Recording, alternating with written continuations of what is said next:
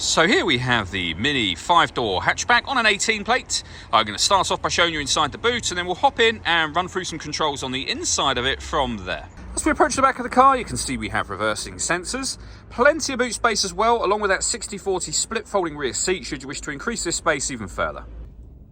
Okay, now that we're inside the car, we're going to start with the dials. On the left-hand side, we have the rev counter, we have the speedometer in the middle, and the fuel gauge over on the right-hand side. You can also see there's a digital readout for the speedometer.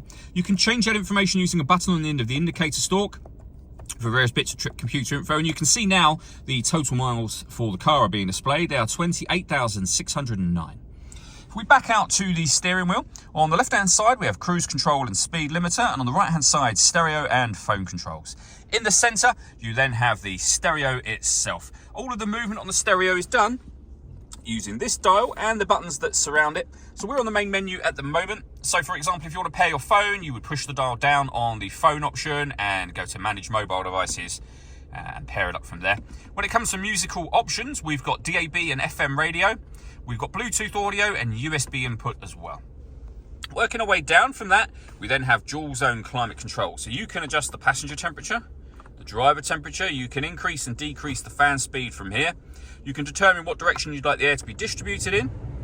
And when you're happy with those settings, you can turn your air conditioning off or back on again just there. If you wish to, hit the auto button. The car will now take control of the fan speed and direction of the air to maintain those temperatures for you.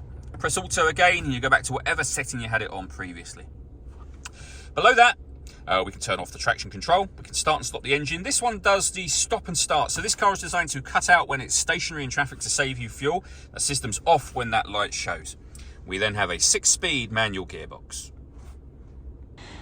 All that leaves me to say is thank you for taking the time to watch this video. If you'd like to come and see the car in person and have a test drive, please feel free to call either of our MJA sites. We'd love to hear from you soon.